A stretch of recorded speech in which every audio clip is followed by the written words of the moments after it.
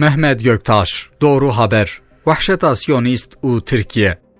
Gelo lehember ve vahşeta dawiya Netanyahu'ye hov u har, Türkiye tişteki bike tüneye. Siyonistên hov dîsa dest bi qetlê aman kirin û vê carê jî ji berê zêdetir Müslüman şehîd dikin. Lewra vê carê hemû Geze ji xwe re kirin hedefên vekirî û hêsan. Ji êrişên berê hin kes di Filîtîn û sax mabûn.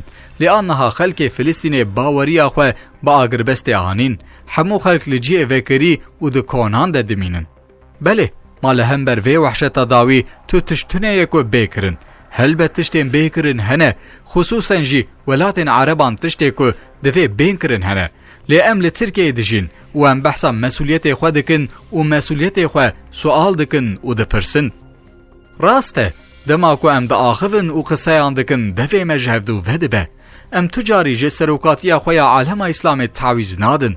Di van rojan de em li ser ekranan her ku diçe zêdetir dibêjin ku emniyet û ewlekarî ne tenê alema İslamê, li Ewropa jî bê me pêk nayê.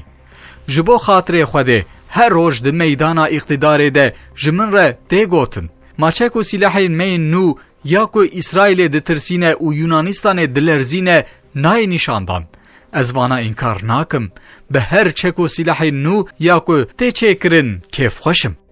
Lê tevî van hemûyan çima çeteyên terorîst ên Siyonîst nakevin nava tirs û panîkê çima dev ji bêhişmendî û qetlê amên xwe bernade.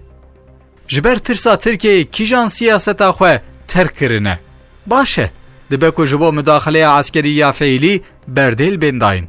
Lê belê em di wê baweriyê dene ku bi qutkirina têkiliyên siyasî yên bi dewleta terorîst re qutkirina têkiliyên ticarî û bazirganî re gelek tiş dikare were kirin.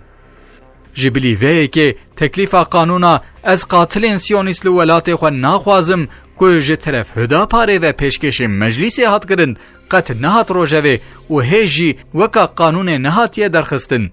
Gelo ev yek tê çi manê? Em ji Rebbê xwe re dua û niyaz dikin ku roj û şevên me bi xêr û bereket bin.